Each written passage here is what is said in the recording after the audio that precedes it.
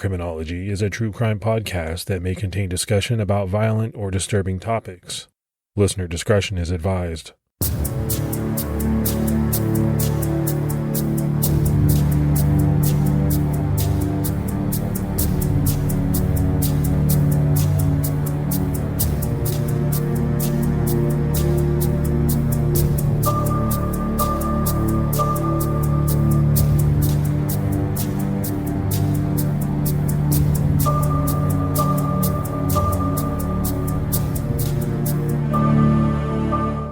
Hello, everyone, and welcome to episode 243 of the Criminology podcast. I'm Mike Ferguson. And this is Mike Morford. Mr. Morford, what's going on, buddy? I'm down here. We had a little bit of a cold streak, but now it's warmed up and I'm enjoying the weather. And I hear, as we're recording this, that it's not going to be too nice up north. What's going on up there? No, it's not. It's not. You have to rub it in my face during the wintertime. I get it. But I'm happy for you that you're able to kind of bask in the warmth. We're not having it up here at all, but we'll make it through. I'm ready, man. I'm ready to get outside. I'm ready to do some outdoor activities, but the weather's not cooperating. I think if you can get through March and get into April, that's when it starts to be a little bit nicer. So hopefully the groundhog didn't see his shadow. I don't know.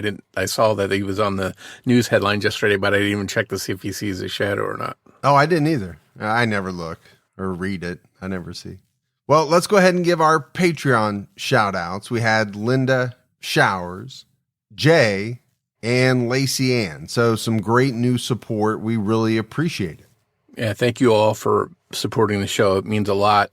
And for anyone out there that would like to help support Criminology, you can do so by going to patreon.com/criminology.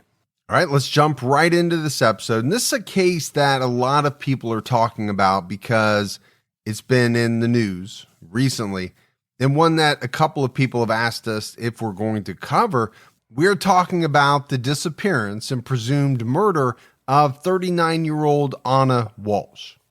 Ana is an ambitious real estate executive who's married to 47-year-old Brian Walshe. They live together in Cohasset, Massachusetts, about 20 miles southeast of Boston, with their 3 sons, who are currently 6, 4, and 2 years old. To most, the Walshes seem to have it all. They had a beautiful family, and from 2018 to 2022, Ana had amassed and sold 4 properties for almost $3 million. By 2022, she still owned 4 properties, located in Massachusetts, Washington, D.C., and Maryland. These properties have a combined value of almost $2 million. And all these properties seem to have been in Ana's name, and none of them are in Brian's. Ana was a hard worker and a hustler. A college friend of Ana's told CNN about her that she is all about elevation. She's a brilliant businesswoman, and what I like to call a supermom. But as we all know, sometimes despite a happy-looking family and great finances, there are problems festering below the surface. So how did Ana come to be missing and presumed murdered at the hands of her husband? We need to go back to take a look at their past, both as a couple and before they got together. Ana Walshe was born in Serbia as Ana Lujovic. By 2005, she had come to the United States, working in Virginia and New York City. She married Mark Nip, a chef at the Waitley Hotel, at some point after she got to the States, but there's not a whole lot of information about him or their marriage, but they would eventually divorce. Ana had been learning and working, trying to build a better life for herself since arriving in the United States. She earned a master's certificate in hospitality management from Cornell University. Brian Walshe is the son of Dr. Thomas Walshe. Dr. Walshe, a neurosurgeon, was head of Brigham and Women's Hospital's neurology unit and taught at Harvard Medical School. As the son of such a prominent man, Brian lived a privileged and well-educated life.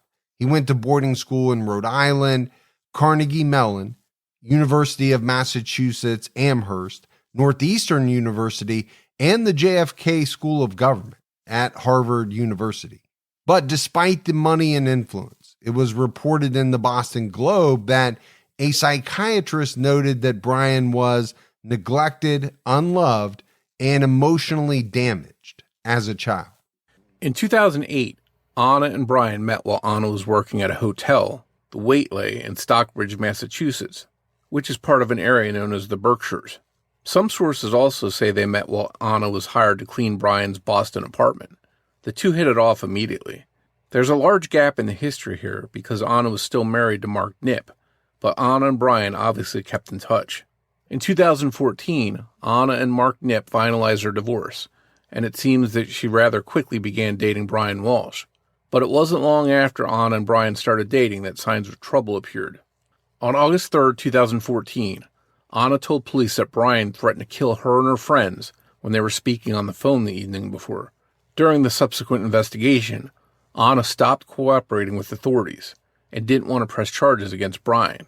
We don't know all the details about what happened in that incident, but it seems as if Ana forgave Brian, and the couple were married in 2015. Some sources say in Boston, while others say in Serbia. It's not out of the question that they had two celebrations for their family and friends in the U.S., and another for Ana's friends and family back home. In 2016, Brian visited a friend in South Korea. Some reports say to attend the friend's wedding. This friend in South Korea was a former classmate of Brian's at Carnegie Mellon. While Brian was in South Korea, the topic of his friend's collection of Andy Warhol paintings came up. Brian told a friend that he could sell the paintings in the U.S. for a lot of money, and the friend trusted Brian enough to try and facilitate a sale for him, and he allowed Brian to take two of the Warhol paintings from the Shadow series, as well as a few other small pieces of art. Once Brian was back in the States, he did find someone willing to buy the paintings for a high price. Multiple people, actually, but Brian paid for forgeries of the paintings to be made and sold them as originals to the unsuspecting buyers. Brian then turned around and sold the originals through well-known places like Christie's auction house. Brian listed the Warhol paintings on eBay for $100,000. Ron Rivlin, who owns the art gallery Revolver in California, sent his assistant to purchase them for $80,000. When the paintings arrived in California, Rivlin knew right away they were fake. He then reached out to Brian Walshe to confront him over the fakes, but Brian didn't respond to him. Eventually, the FBI got involved, and Brian Walshe came forward to deal with the consequences of his deception. Ana was never implicated in the art theft. But remember, it wasn't just the eBay buyers that were victims. Brian's friend, the actual owner of the paintings, never saw a dime, and when he tried to track Brian down, he couldn't.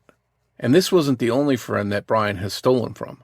Another friend of Brian's from college once loaned him $500,000, which he never paid back. The FBI found demand letters from that friend when they searched Walsh's home in connection with the Warhol paintings. It's believed that there are probably many more victims of fraud and theft at the hands of Brian Walshe that we don't even know about. Amazingly, Brian kept a journal with entries dating back to 2011, bragging about his conning skills. So, Morf, we talked about the fact that Brian Walshe grew up with a life of privilege, right? His family was wealthy. He attended, all these prestigious schools.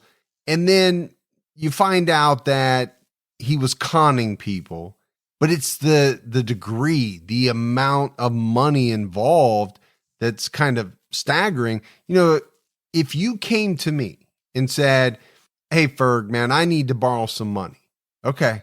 I might have $50 for you, $100, maybe 500 if I'm stretching it. I can tell you right now, it's not going to be $500,000. I just don't roll like that. So I could scratch that loan request off to you then? Yeah, if it's $500,000, you can scratch that one off your list right now. In September 2018, Brian's father, Dr. Thomas Walshe, passed away. By that time, Brian and his father were estranged. Sometime after the year 2000, Brian and his father, Thomas, were working together on a real estate deal, which was Brian's idea.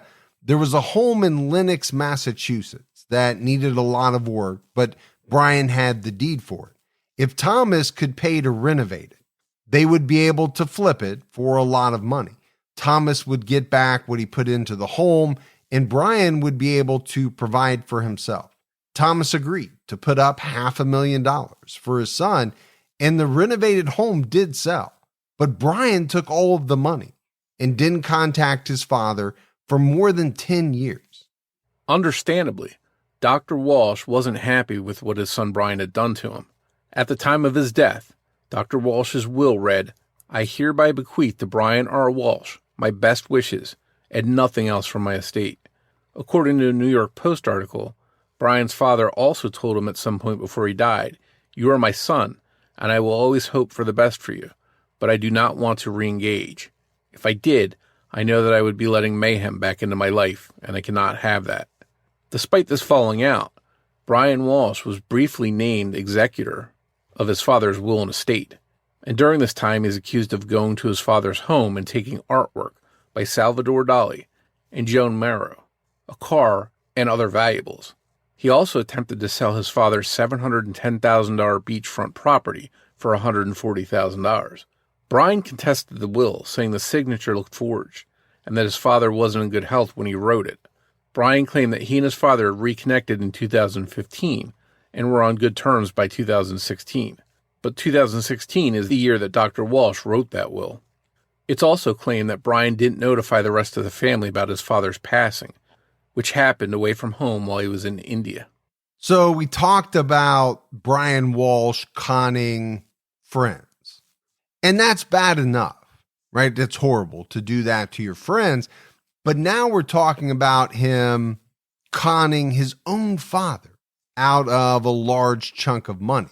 Now, to my way of thinking, it would be pretty tough for a parent to make the decision to basically disengage from a child.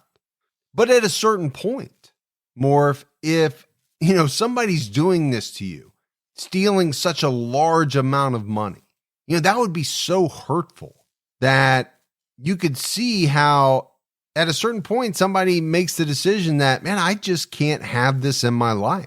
I can't be around you. I don't want anything to do with you. I also think it puts into perspective that if Brian was willing to do this to his own father, there might not be any limits to what he was willing to do or who he was willing to con. Yeah, and I go back to a statement that you made, which was, okay, we know about some of these because they're documented. How many other types of transactions, cons, did this guy perpetrate that we don't really know about? That same year, 2016, Brian was indicted by a federal grand jury on charges of wire fraud, interstate transportation for a scheme to defraud, possession of converted goods, and unlawful monetary transaction. But his sentencing would be delayed for a long time. In February 2019, Brian gave Ana a Maserati for Valentine's Day if he was suffering financially as a result of being caught for shady dealings. It obviously didn't stop him from spending extravagantly. In 2021, while Ana's mother was visiting them in Massachusetts, she suffered a stroke or a brain aneurysm. She survived, but she was in really bad shape, and she stayed with them during her recovery. That same year, in 2021, Brian pleaded guilty to 3 of the charges related to the Warhol paintings. He also agreed to pay the victim, his former friend from college, for the value of the art or return the original art. Ana stood by her husband and wrote a glowing letter to the judge asking for leniency in the sentence that would be imposed on him for the art fraud and theft. Ana's mother also wrote a letter claiming that Brian had saved her life when she suffered a stroke and he called 911, and then he helped nurse her back to health for months. Brian's mother, Diana, wrote a letter begging the judge not to sentence Brian to jail or prison because she had no friends and no other family, and that Brian and his children were her only source of happiness. It's literally what got her out of bed every day. She told the judge that she didn't have a great relationship with Ana, possibly due to a clash of cultures, and that she needed her son. The judge seemed to take the pleas into consideration because house arrest with probation was part of Brian Walshe's sentence. He was allowed to take his children to school and run errands, as long as he gave his probation officer specific times, locations, and reasons for his outings to approved areas. And I was a little shocked, I think, when I saw this sentencing, right? House arrest with probation.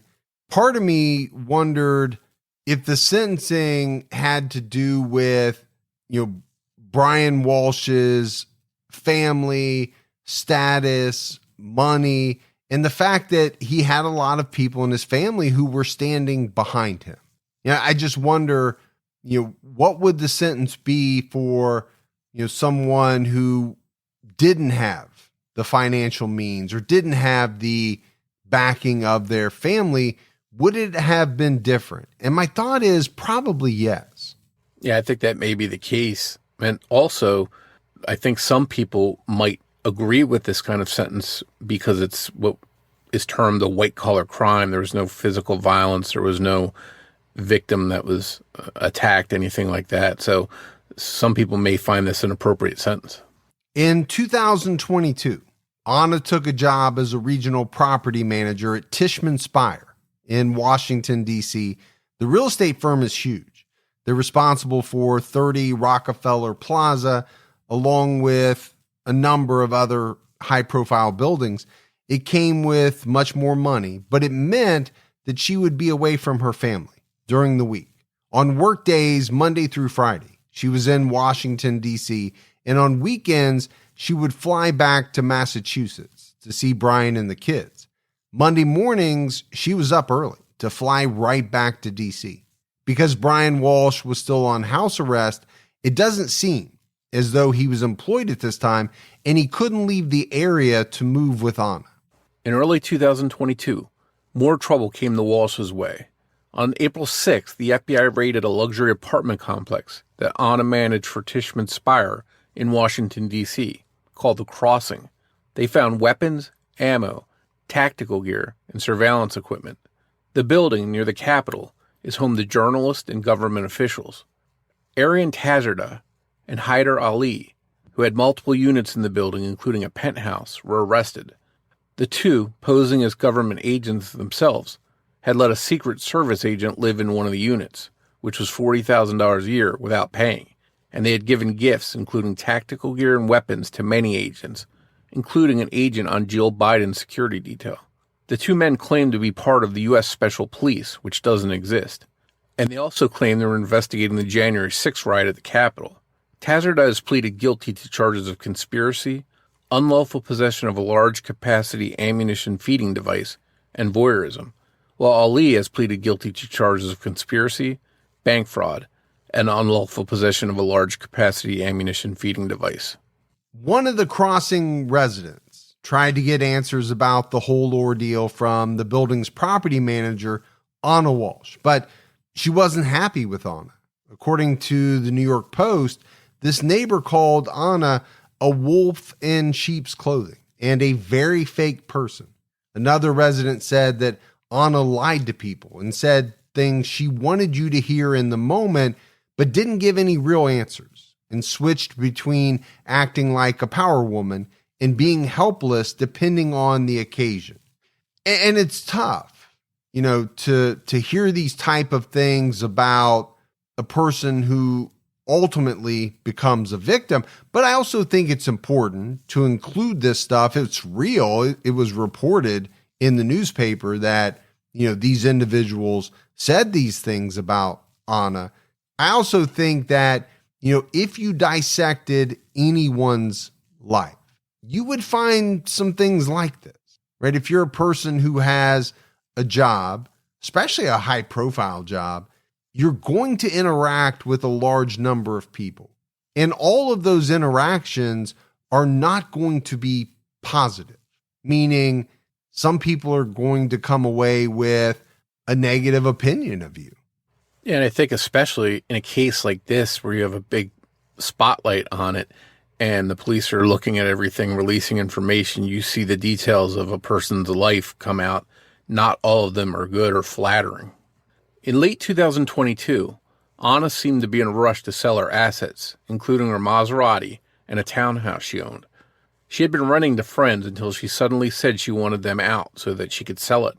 Mandy and Mike Silva lived in the condo Ana owned for more than 4 years. Mike, a contractor, worked for Ana at multiple residences that she owned. They didn't appreciate being forced out of their home suddenly, and according to the New York Post, they put their foot down and said, "No, you cannot do this to us," and we're fighting back.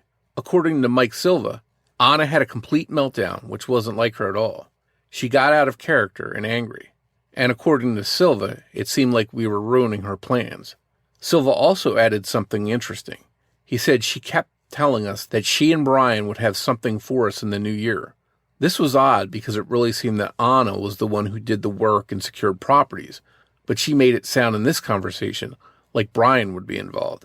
On New Year's Eve, Mike texted both Ana and Brian about $2,500 he was owed for work he did at one of the properties. Ana never responded, but Brian eventually texted him back on January 2nd, 2023. 2 days later, on January 4th, Brian Walshe reported his wife Ana missing. It's important to look at all of the Walshe's activities over the holidays in order to try and figure out what happened to Ana. It was during this time, over the holidays, that Ana told people she wanted to move the family to Washington, D.C., where she worked. At her residence there, she had decorated rooms for her boys as if she was planning on them being there. Ana talked with her friend Alyssa Kirby about how much she missed her children and how much she wanted them to come to D.C. Alyssa told the Daily Mail she could not wait for her children to be here with her. With Brian on house arrest and unable to move away from Cohasset, is it possible that Ana was going to leave her husband and take their kids to D.C.? On Christmas Day 2022, Ana texted her mother, Milanka, who lived in Serbia, asking her to come to Massachusetts. Per Boston.com, her text read, "Please, Mama, come tomorrow," she wrote, but Ana's mom was unable to make arrangements that quickly. Court records would later reveal that on December 27th, 2022, Brian Walshe searched on Google for what's the best state to divorce for a man. On December 30th, Ana sold her condo for $200,000. This was 60% more than she had purchased the home for in 2020. On New Year's Eve, Ana and Brian had a small celebration at their house. They invited Ana's friend, realtor Jem Mutlu, over to their house in Cohasset to have dinner and drinks and to ring in the new year. He got there at around 8:30 p.m. and Brian made dinner. They toasted to the new year together. That same night, Ana made 3 calls to her mom, 2 right around midnight and 1 at 1 a.m. All 3 unfortunately went unanswered because of the time difference. Ana also called both her sister and a friend who was the maid of honor at her wedding, but they didn't answer either. These could have been Happy New Year calls, but because they weren't answered, we don't know what Ana wanted to tell them. Jem Mutlu left around 1:30 a.m. on New Year's morning after having, by all accounts, a wonderful night. Later that day, on January 1st, Jem texted Ana and Brian, thanking them both for having him over the night before. If it hadn't been for their invite, he likely would have rung in the new year sleeping alone at home. Brian responded, telling him that he also had a great time. On January 4th, 2023, a security guard at Tishman Spire contacted police to inform them that Ana Walshe seemed to be missing. They hadn't seen Ana since she left work on Friday, December 30th. Investigators contacted Brian Walshe at his and Ana's residence at around 6:30 p.m. on January 4th. Brian told them that he had last spoken to Ana early on New Year's Day. According to Brian, Ana had told him around 2 a.m. that morning that she had a work emergency and would have to fly to D.C. very early. According to Brian, 4 hours later, around 6 a.m., Ana said goodbye and told him to go back to sleep, and he presumed she got a ride from an Uber or Lyft to Logan Airport. Brian hadn't heard from Ana since then, but he hadn't reported her missing because he wasn't concerned. It was at this point where Brian Walshe officially reported his wife missing. While police were at the home, they noticed that the back seats of Brian's Volvo were down, and there was a plastic tarp spread out to cover them. The plastic tarp really jumped out at police, and that, coupled with Brian's seeming lack of concern about his wife being missing, made police suspicious. And I think you can see why police would be suspicious. Okay, you're reporting your wife missing, but you don't seem all that concerned about it. And then you have this car. The seats are down and they're covered with a plastic tarp, right? That's some Dexter type stuff possibly there. Yeah, and I don't know about you, but the whole hadn't talked to his wife in a few days just doesn't add up to me. I know that if my wife went someplace that I thought she was flying to and I didn't hear from her for a couple days in any capacity, I'd be making calls, trying to figure out what happened, alerting the police. Something wouldn't add up to me. So the fact that he supposedly hadn't heard from her in that period of time and didn't think of trying to find out where she was, that seems to raise some red flags. Yeah, I'm with you. And actually, my wife and I were recently watching one of the true crime shows. I can't remember what it was, but there was a part in the show where the husband had not been able to get a hold of the wife, or they hadn't talked in a while, but he wasn't worried. And my wife turned to me and said, if you couldn't get a hold of me for that period of time, would you be worried?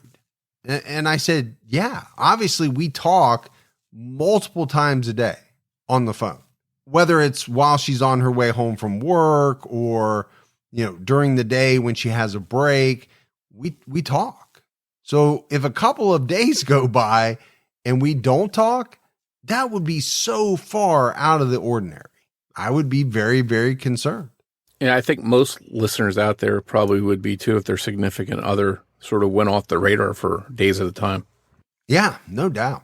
Investigators quickly learned that Ana did not take any flight, not on January 1st or the 2nd. She also hadn't flown on January 3rd when she was scheduled to return to work in Washington, D.C. This was a flight she had already purchased a ticket for in advance, but had missed the flight. There was no record from any rideshare operator of any ride near Ana's home on January 1st. Also, local taxi operators had no record of such a pickup. The Walshes' Ring doorbell camera would also prove that Ana never even left the home that morning. Brian gave investigators permission to ping Ana's phone to try and locate her. The cell phone pinged near her home on both January 1st and 2nd and was turned off at 3:14 a.m. on January 2nd. Brian called the landlord of the Cohasset residence that he and Ana were renting and asked if there were any surveillance cameras at the house, supposedly to see if there was any sign of Ana, but he was told there was only the doorbell camera. So there's a lot going on here, Morf, to dissect. One thing is that Brian is giving police permission to do certain things, right? So he's cooperating to an extent, but is it because he knows what they're going to find when they look into the cell phone data, the pinging? And then this whole thing about, trying to find out about surveillance cameras. Okay. Is that because he's searching for any sign of Ana? Or is it because he's trying to find out if he was possibly caught on any surveillance cameras? Yeah, I think his movements and the level of cooperation at that time are worth, talking about, because sort of you mentioned, is he trying to steer the investigation in a certain direction and in the process cover his own tracks? I think that's a very likely scenario. I'm assuming that Brian Walshe is an intelligent individual. We listed all of the different, very prestigious universities and places that he attended. A smart person could allow the police to do certain things and like you said, steer things because they know what the police are going to find. And they're okay with them finding that out. Investigators were increasingly suspicious of Brian, and they tried to track his movements. Unfortunately, although he had an ankle monitor as part of his probation, it didn't have GPS. Brian claimed that later in the day on January 1st, after the babysitter arrived, he went to visit his mother, about an hour away in Swampscott at around 4 p.m., and then ran a few errands for her at Whole Foods and CVS.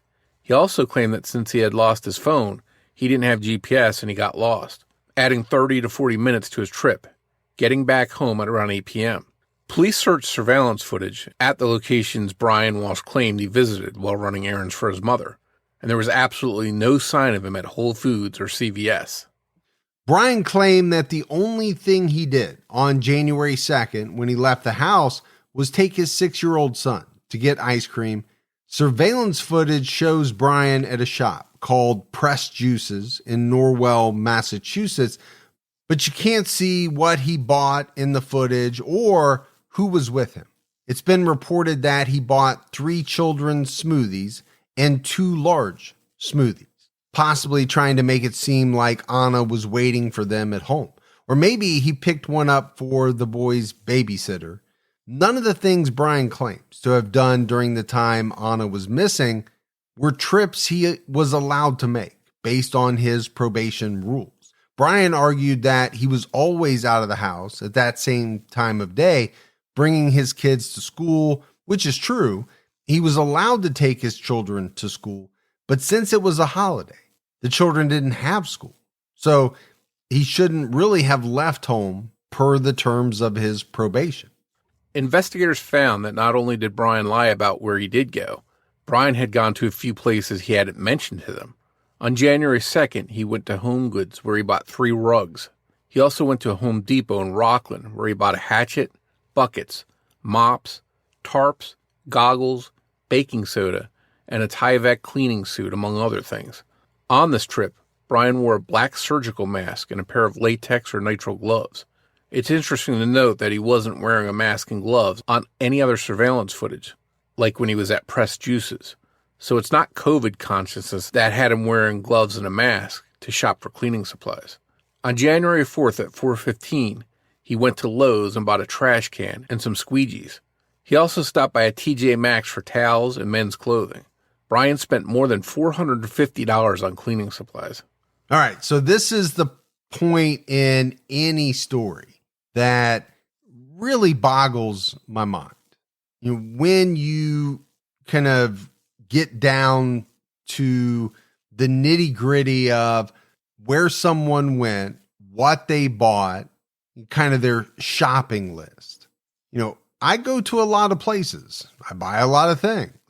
But when you go in and buy very specific stuff, a hatchet, buckets, mops, tarps, goggles, a whole Tyvek cleaning suit, and then you pair that with the fact that your wife is missing. Okay. I mean, what are people to make of that, Morf? You know, he also bought 3 rugs and some clothing. It's not that hard to kind of put it together. You got to replace rugs. Why? Because something got on the rugs that you had in the home.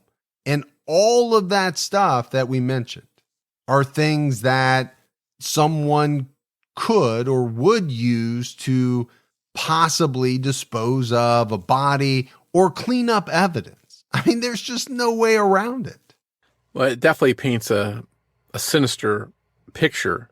Now, as someone like myself who can go buy $400 worth of cleaning supplies at one time, I love going into Costco or stores like that and loading up and getting everything that I'm going to need for the next 3 months or 6 months or however long it will last, and getting it all at one shot. Now, the difference between myself and Brian is my wife isn't missing at the time. She's usually with me when we're doing these big shopping trips. So it definitely seems very suspicious to be buying all this stuff while your wife is missing. No, I get you. I like to go to a bulk store and buy, you know, a bunch of cleaning supplies, paper towels, toilet paper. This is a type of stuff that I don't want to run out of. But you know what I don't also buy is a hatchet, a bunch of tarps, you know, a Tyvek cleaning suit. I'm not going to need that in the next 6 months unless something goes very, very wrong. Yeah, the Tyvek cleaning suit is one thing that really jumps off the page. I mean, you could maybe make a case that if he's chopping down trees or something, he needs a hatchet, and all the other stuff you could sort of, try and explain away. But the cleaning suit, that's something you picture crime scene cleanup people wearing while they're getting these crime scenes taken care of. And that really jumped out to me. On January 5th at 8 a.m., Brian Walshe went to his mother's house, getting there around 9:30 a.m., but staying for only 5 minutes. He went to the dumpsters and then left. On January 6th, there was a fire at a home that Ana and Brian used to live in on Jerusalem Road in Cohasset. They had sold the home in March 2022. Some people have speculated that somehow Ana had been hiding at the home and started the fire to destroy some sort of evidence. It was quickly ruled by police to be completely unrelated to Ana's disappearance. This fire was ruled a consequence of a damaged pipe in the attic and not intentionally set. On January 8th, Brian Walshe was arrested and charged with misleading a criminal investigation. He was later charged with murder and disinterring of a body. Prosecutors believe that Brian dismembered Ana's body in the basement of their home, and Brian has pleaded not guilty to all charges. That same day, January 8th, investigators searched the Walshe home in Cohasset. In the basement, they found a variety of troubling things, including blood stains, a tarp, plastic liners, a broken bloody knife, and a second knife. The blood on the knife matched Ana's DNA. The tarp and liners had been purchased at Home Depot on the 4th. Multiple searches in the area by canine officers, state troopers, divers, and even from the air have not yielded any results. So all of this was some very troubling stuff for police to find, and it painted a very ominous picture, but there would be even more. After getting a search warrant, all of the electronic devices in the Walshe home were analyzed. There was nothing suspicious found on Brian's phone. However, on one of his son's iPads, it appears that Brian made some disturbing and very specific searches. And we have to assume that he made the searches based on the fact that, his children were so very young. CNN reported that Brian looked up how to dispose of a 115-pound woman's body, and they quote 2 law enforcement sources briefed on the investigation as the source of that information. At Brian's preliminary hearing, though, this was not mentioned. Ana Walshe is described as about 5'2" and 115 pounds. So, I think, if this information is correct, it's really damning, Morf, to Brian Walshe. Yeah, and there's a lot more damning searches according to police. And here's a list of some of what they uncovered. On January 1st, 2023, at 4:55 a.m., he searched how long before a body starts to smell, and apparently worried about this. 3 minutes later, at 4:58, searched how to stop a body from decomposing. At 5:20 a.m., he searched how to embalm a body, apparently wanting to preserve Ana's body somehow to slow decomposition. At 5:47 a.m., he looked up 10 ways to dispose of a dead body if you really need to. These searches were made before he even claims that Ana left for work. At 6:25 a.m., soon after he claims he last saw Ana, he searched how long for someone to be missing to inherit. 9 minutes after that, he switched back to dealing with the present and searched, can you throw away body parts? At 9:29 a.m., he searched, what does formaldehyde do? Minutes later at 9:34, he searched, how long does DNA last? At 9:59 a.m., he searched, can identification be made on partial remains? Hours later, Brian Walshe, according to police, was still making troubling searches to try and cover up the murder. At 11:34 a.m., he searched dismemberment and best ways to dispose of a body. He apparently wasn't just concerned with getting rid of Ana's body, though. He also had to get rid of evidence of her murder. At 11:44 a.m., he searched how to clean blood from a wooden floor. He was also wondering how well he had to clean that wooden floor, searching for luminol to detect blood at 11:56. Hours later at 1:08 p.m., he switched gears, searching what happens when you put body parts in ammonia. Then at 1:21 p.m., he searched, is it better to throw crime scene clothes away or wash them? The next day, just before 1 p.m., when no one knew Ana was missing yet, A search was made for hacksaw, best tool to dismember. At 1:10, the search, "Can you be charged with murder without a body?" was made, and just 4 minutes later, "Can you identify a body with broken teeth?" The troubling searches continued. On January 3rd in the afternoon, police accused Brian Walshe of searching for what happens to hair on a dead body. Soon after this, at 1:13 p.m., he searched, "What is the rate of decomposition of a body found in a plastic bag compared to on the surface in the woods?" Minutes later at 1:20 p.m., there was a search for, "Can baking soda make a body smell good?" All right. So a lot of internet searches for what are very, very strange questions. Now, you and I might make these type of searches in relation to the podcast that we do. We've talked about that before, but our wives aren't missing. There's no suspicion on us. We could easily point back to, what we do for a living. I think when you put all of these searches in context and kind of lump them all together, it is really damning stuff. But I want to go back to the question that I know a lot of people are asking. It's a question that I've asked a number of times.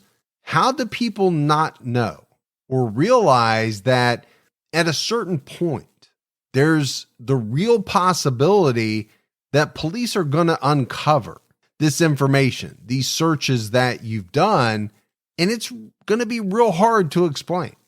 And you can make the argument that maybe he thought, okay, they won't search my kid's iPad, which is what he allegedly did a lot of this searching on, but you had to think they were going to search everything in the house. Her friend Cambo over at True Crime Island has a saying on his podcast, "Don't forget to delete your browser history." Well, evidently Brian Walshe didn't take Cambo's advice. Well, and a lot of criminals don't. I have that theory that, most people think they're smarter than what they really are, especially, some of these people that commit criminal acts. Yeah, this was a smart guy, but are you smart enough to get away with the perfect murder, assuming that this guy is guilty, which he's not been found guilty yet. So we have to kind of talk about it in those types of terms. But obviously it's going to be an uphill battle for him based on all of these things we're talking about. The purchases, the searches, going to be tough to fight all of that. And I think more if you can draw some conclusions from these searches regarding what police allege Brian Walshe was concerned with, right? Covering up his crime, disposing of evidence, part of that evidence being his wife's body. Police think that armed with the info Brian found in his searches, he set about trying to cover up what he had done, because after all these searches on January 3rd, he was then seen at 3 different apartment complexes using the dumpsters. The first around 4:20 p.m. and the second shortly after 4:48 p.m. and finally the third around 5:10 p.m. with heavy trash bags. His Volvo was also seen at all 3 locations.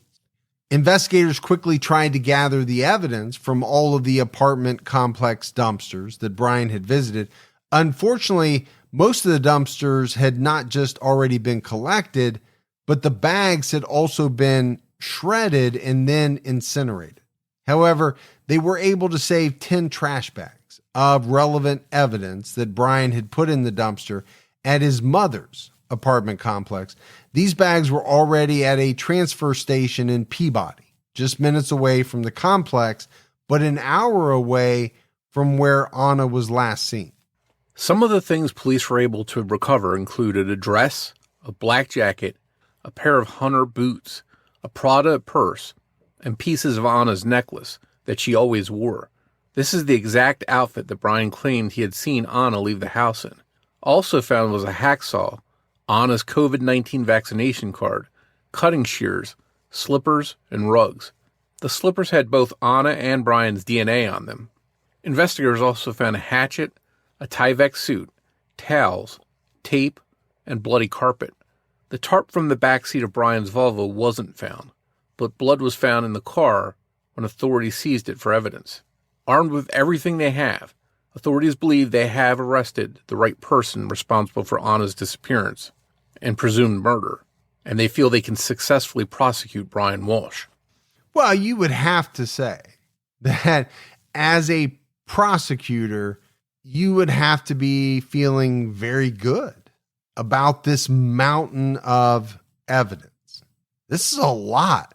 Morf, you and I do a lot of cases where, people go to trial and the evidence is not overwhelming. A lot of it is circumstantial. This is a boatload of evidence pointing to Brian Walshe. Now, you never know what can happen during a trial. You never know how a defense attorney can mitigate some of this evidence and make it seem as though it's not as damning as what it appears to be right now. But it looks rough against Brian Walshe. Yeah, I think traditionally no body murder cases are ones that are hardest to prosecute. And unless you have a really strong case against the defendant, I think they try not to prosecute those cases until they can find a body. But if there is a case that I've talked about or I've covered where there was a strong case with no body, this might be the one because he really left a lot for them to work with. Those who knew Brian and Ana were shocked when Brian was arrested, and even more so when it came to light what police had found. Some people had no inkling that Brian could commit this horrible crime, but to some that knew him, only one motive comes to mind, and that is money. An anonymous family friend of Brian's claimed to News Nation Now that Brian had wanted the finest things in life from a young age. He was wearing Armani when he was 13. He was accused of stealing $100,000 from his father's bank account. Now, while some people think Brian hatched a plan to kill Ana to profit, others think maybe he snapped in the midst of a heated argument. Some people think perhaps Ana had told Brian she was leaving him and taking the kids. That's something that we talked about. Ana was setting up a room for the kids in her DC residence, someplace where Brian couldn't go due to his probation limitations. Ana's mom, Malanka, had lived with Ana and Brian for 16 months and had never gotten the feeling that anything was wrong in their relationship. Malanka has supported Brian early on in the investigation, telling CBS News, "My son-in-law would not do anything to harm my Ana, and I do not believe any of the statements that have so far been related to the possibility that Brian harmed her." But she later told them, "He assured me that Ana is fine and alive, and I believe him. I'm shocked by the new details that she was allegedly killed because I still hope that she is alive and well." It sounds like Malanka is not as convinced in Brian's innocence as she once was.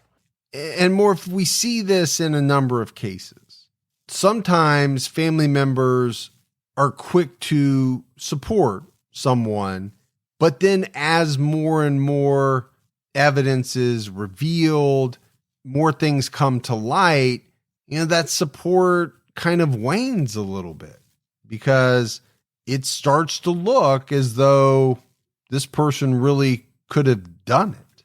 Yeah, I think we've covered cases in the past where the family starts out supporting someone that's accused of a crime like this, and then as the pieces fall into place, it becomes harder and harder to do that. One case that comes to mind is the McDonald family murders, in which Colette McDonald's family supported Jeffrey McDonald until things just started overwhelmingly proving that he likely had killed their daughter. Well, and I'm sure Brian charmed his mother-in-law. And so at first, she probably thought, well, there's no way that he would have done this to Ana. She spent 16 months living with them. Prosecutors were quoted in the Boston Globe saying his likability, communication, and his reassurance helped him swindle his victims. Even Rivlin, the swindled gallery owner, used complimentary words to describe Brian telling the New York Post he was charismatic, articulate, transparent, and professional in their original dealings. Not every person that knew Brian Walshe was surprised by his arrest for the murder of his wife. One person, a friend of Brian's late father, Fred Pescatore, did say to the New York Post that Brian was a very angry and physically violent person, adding that he wanted no involvement with Brian in any way, shape, or form. Pescatore recalled an incident when Brian was accused of smuggling antiques, saying, "Brian picked up a stanchion and literally attempted to kill 4 or 5 guards. It seems no charges were ever filed for that incident." Other people from Brian Walshe's past have come forward with troubling accusations. Jeffrey Ornstein, who had been a friend of Dr. Thomas Walshe for over 3 decades and had known Brian since he was 13 years old, told the New York Post that Brian was diagnosed as a sociopath at Austin Riggs Psychiatric Center in Stockbridge, where Jeffrey claims Brian was a long-term patient. And this is also an interesting part of any case. For me, when you have someone accused of something like this, murder, you're going to have all kinds of people being interviewed, coming out who knew this person, and you are going to read conflicting statements. Some people are going to say, this was a great person. I knew them. There's no way they could do this. And then you're going to have other people kind of saying the signs were there. I had bad dealings with this person. This person was violent. And I think it just all goes back to your interactions with anyone and what they allow you to see in certain situations. Yeah, and I think that's something we see in a lot of these cases where once there's a spotlight on a person in a case like this, you get everyone coming out of the woodwork, with these little stories of, well, this happened, that happened, and you wonder, is all of it true? And if it is, are there warning signs in that person's past that may have said, hey, this person may be a danger and, we need to keep an eye on them? Yeah, I tend to think in most scenarios, all of it's true, right? Because a person can be a great person to some, a lousy person to others, right? You have different sides, you have different faces in different scenarios. That's true for a lot of people. One of Brian's mom, Diana Walshe's neighbors in Swampscott, brought up a question that a lot of people were asking. Why was Ana with Brian to begin with? She told the New York Post that Brian and Ana were an odd pairing, saying she was a gorgeous woman from Serbia. I just wonder why she went for him. Nobody can figure out his game. And it really does seem as if Ana was a go-getter, a hard worker, and trying to excel in her successes, while her husband, Brian Walshe, seemed like a grifter, a con man. In media coverage of this case, it seemed as if, at least early on, Brian Walshe thought he might outsmart police, and he seemed to smile and act confident in front of the cameras. This has led a lot of people to wonder if Brian is enjoying the infamy. Brian's lawyer, Tracy Minor, released a statement as detailed by Fox News saying it's easy to charge a crime and even easier to say a person committed that crime. It's much more difficult to prove it, which we will see if the prosecution can do. Defense attorney Tracy Minor seems very confident about this. Her statement continued, in my experience, whereas here, the prosecution leaks so-called evidence to the press before they provide it to me. Their case isn't that strong. I intend to win this case in court, not in the media, which has already tried and convicted Mr. Walshe. So I'm a little struck by the fact that this defense attorney is so confident, given the stuff that has come out about, Brian Walshe. But what else is a defense attorney going to do? Say, oh man, I don't know if I can do this one. I don't think we can win. No, that's not what defense attorneys do. In speaking to the media, they have to portray confidence. They have to say that the prosecution doesn't have as much evidence as they're trying to put out to the press. We're going to shred it. We're going to destroy it, stuff like that. They have to. Yeah, and I'm no legal expert, but it seems like the defense is really going to have an uphill battle trying to discount and explain away all the things we've laid out in this episode. Oh, I absolutely agree. I think portraying confidence is one thing, but actually being confident behind the scenes is another. I think when you said uphill battle, that is absolutely correct. Brian Walshe is currently being held on $500,000 bond. He maintains his innocence. The 3 Walshe boys are currently in the custody of the state. 2 different families are petitioning the court for custody of all 3 children and are willing to adopt them together. Brian will appear in court next on February 9th, and we'll have to stay tuned to see what develops. Yeah, so Morf, as we wrap up this case, obviously it's a very interesting one. It's grabbed the attention of people all over. You see headlines about it as things get released and all of that. You said we'll have to stay tuned because there's more to come. And I think a lot of people are really going to be following this case intently to see what the outcome is. And not just the guilt or innocence, but, if there is a full-blown trial, what evidence comes out, what revelations come out, and really does the entire story come out? And for me, part of that is if he is guilty, if he killed Ana, which many people believe he did, what was the true motive?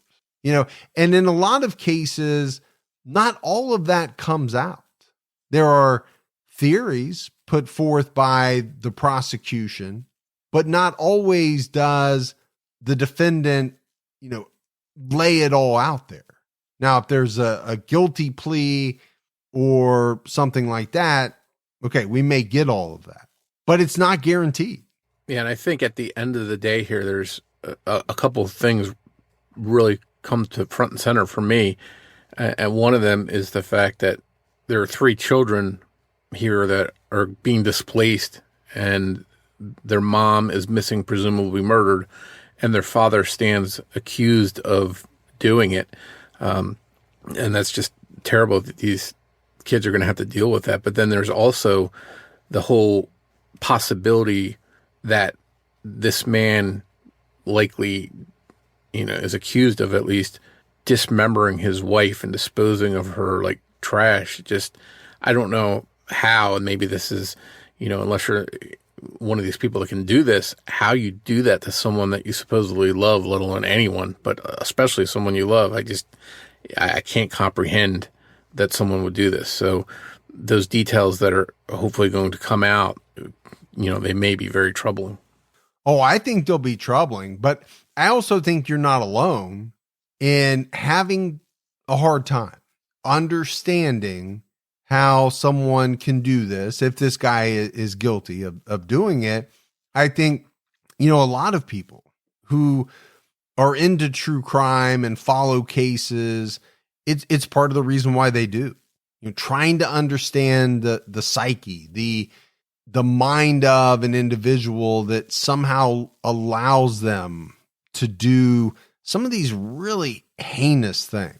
But that's it for our episode on Ana Walshe and Brian Walshe. And like you said, Morf, there is more to come in this case, and we'll all be following it. I know you and I will, and I know a lot of the people listening will. But we'll definitely be back with everyone next Saturday night with an all-new episode. So until then, for Mike and Morf, we'll talk to you next week.